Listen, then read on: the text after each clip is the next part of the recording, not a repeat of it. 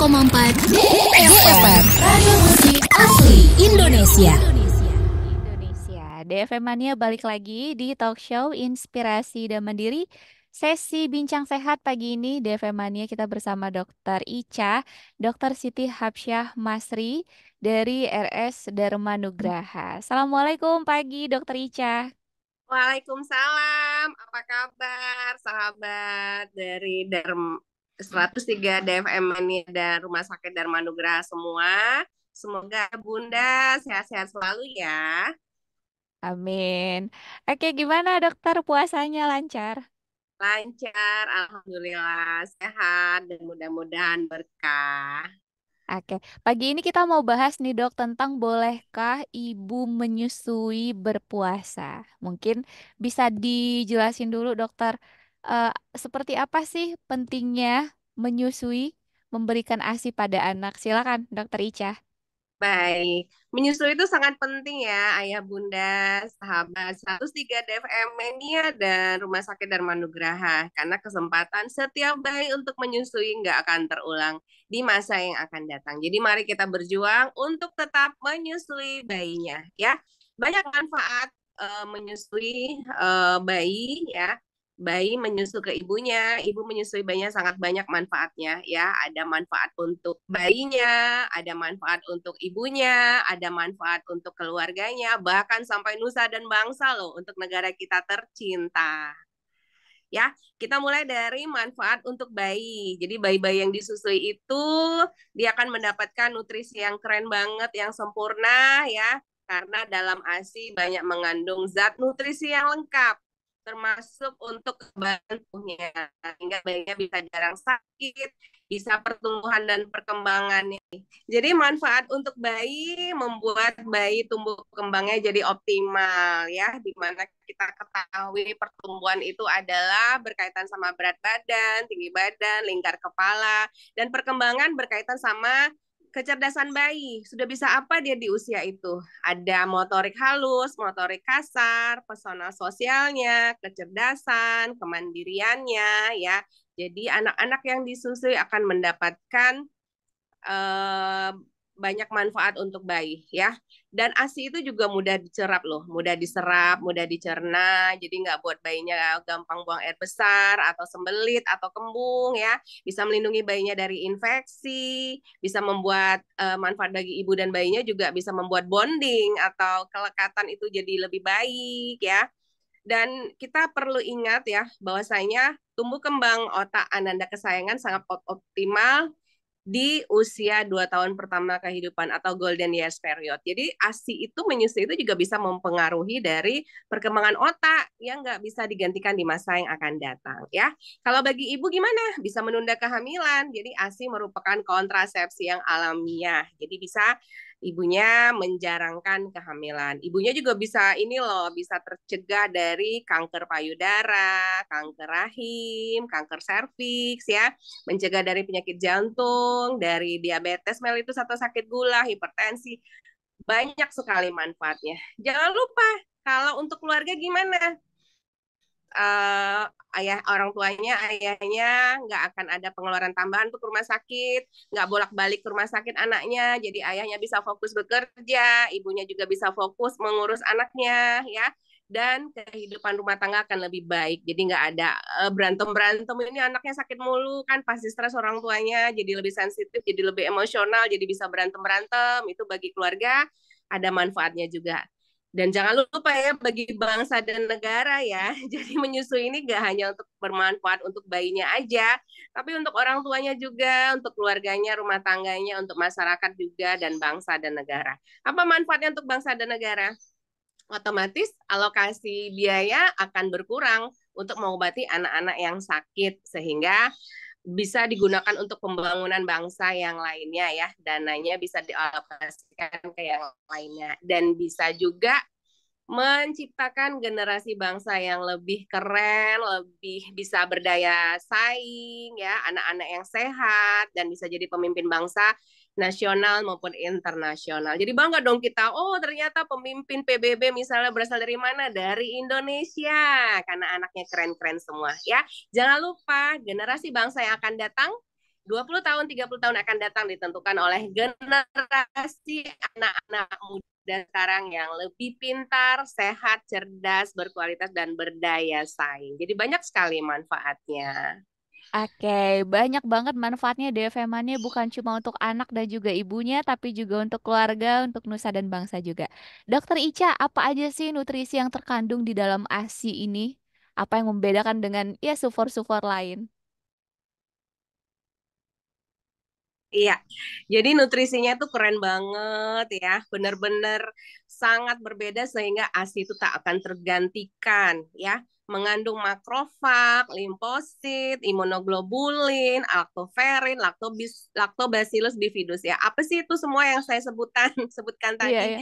Itu adalah zat-zat yang mengandung itu adalah zat-zat penting, zat-zat keren banget yang bisa membuat anak kita jadi jarang sakit, bisa membuat anak kita jadi lebih pintar, bisa membuat antibodinya bagus, anti alergi, ada zat pertumbuhan, sehingga akan berbeda dibandingkan susu formula ya. Bahkan seorang ibu nih, ada seorang ibu yang melahirkan bayinya di tanggal yang sama, di jam yang sama, di waktu yang sama dengan ibu yang lainnya ya. Jadi misalnya ada 3 orang ibu nih, 3 orang ibu yang akan melahirkan di jam yang sama, di tanggal yang sama, di waktu yang sama. Tapi satu melahirkan bayi yang normal nih, bayi yang berat badannya oke, cukup bulan gitu ya.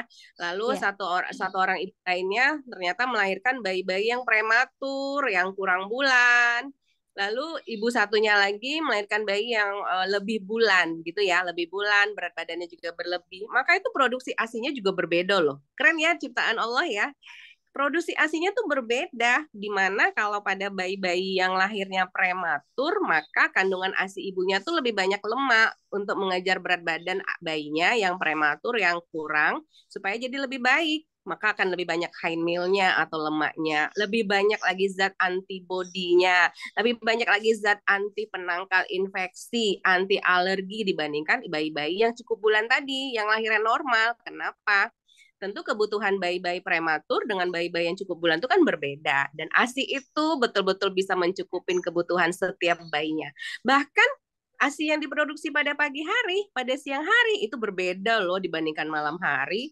Jadi nggak sama. Kalau misalnya ASINya bayinya menyusu di malam hari, maka akan lebih banyak lemaknya. Karena apa? Bisa membuat bayinya nggak kedinginan, bisa lebih hangat dibandingkan siang hari. Karena kalau siang hari kebanyakan formik atau yang ASI yang kayak encer gitu ya, itu untuk bisa membuat bayinya nggak kehausan kan. Kalau panas-panas kan terik ya, membuat bayinya juga haus, bisa membuat bayinya dehidrasi, kemungkinan lebih cepat haus. Makanya produksi ASINya itu lebih banyak formik dibandingkan high milk. Jadi bandingkan dengan susu formula yang kandungannya sama di pagi, siang, sore, hari, ya kan, bahkan setiap bulannya sama ya. Sementara kalau ASI pada ibu baru melahirkan, kandungannya akan berbeda pada ASI pada ibu yang bayinya usianya 6 bulan, bayinya usianya setahun, dan itu sangat sangat bisa memenuhi kebutuhan bayinya pada saat kondisi yang berbeda. Luar biasa, Masya Allah.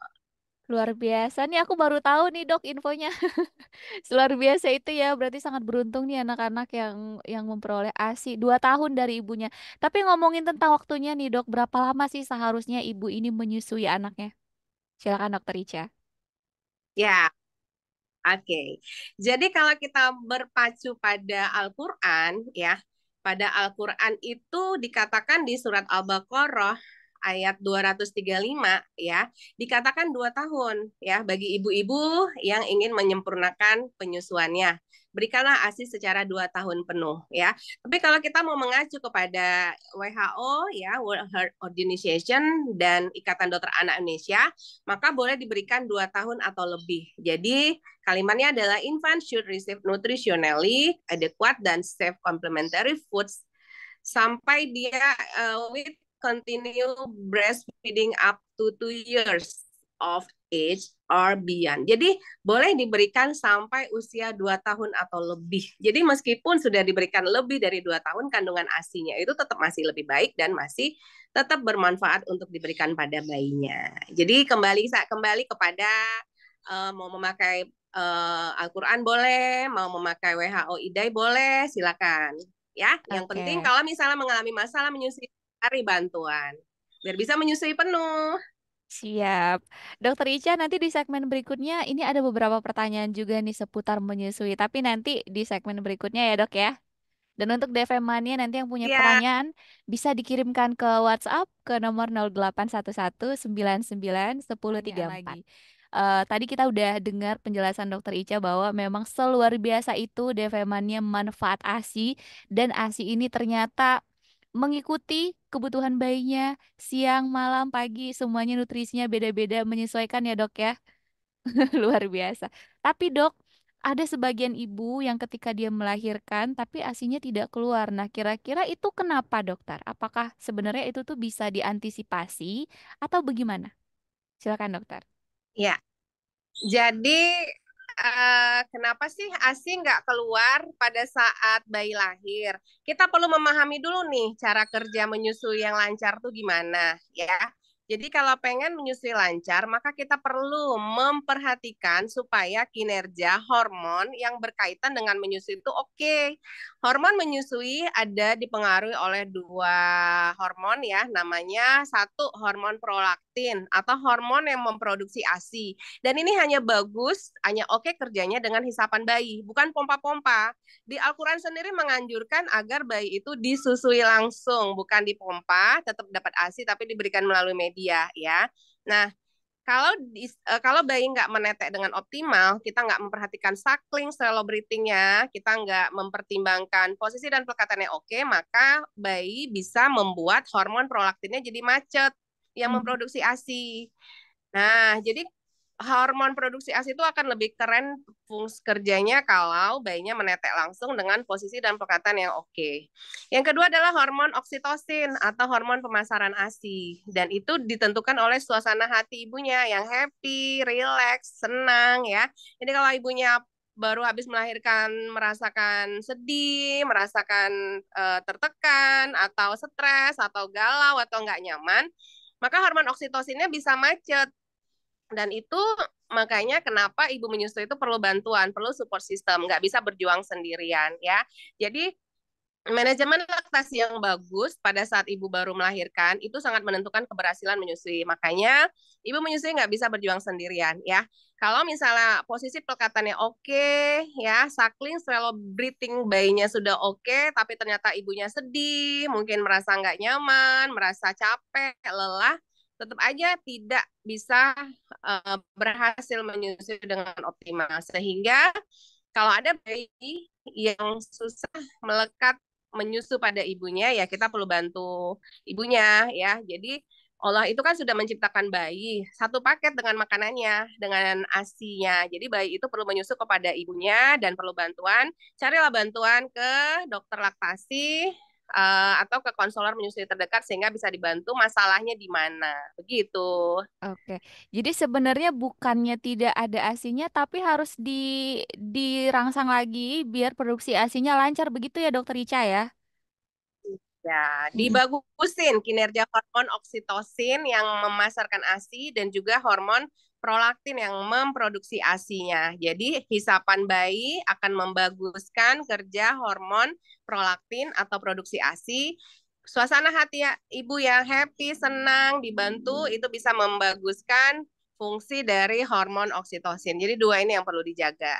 Oke, Dokter Ica, kita ke tema kita pagi ini nih. Tadi bolehkah ibu yang menyusui berpuasa? Nih dari sisi medisnya seperti apa, Dokter Ica? Ya, jadi menyusui itu kesempatannya cuma sekali seumur hidup bayi ya, dari lahir sampai 2 tahun. Ya, dan masa tumbuh kembang otak bayi itu nggak bisa diulang setelah masa 2 tahun. Artinya jangan sampai kita terlewatkan momen emas golden years period dari pertumbuhan dan perkembangan otak ya. Pertumbuhan perkembangan otak itu satu paket ya. Jadi gimana dong kalau misalnya masa menyusui ini pada bulan puasa? Allah sudah memberikan kemudahan. Allah sudah memberikan kemudahan kepada setiap ibu yang lagi hamil, yang lagi melahirkan, menyusui untuk boleh meninggalkan puasanya ya. Jadi kalau misalnya Allah sudah ngasih keringanan, bukan artinya ibunya lemah.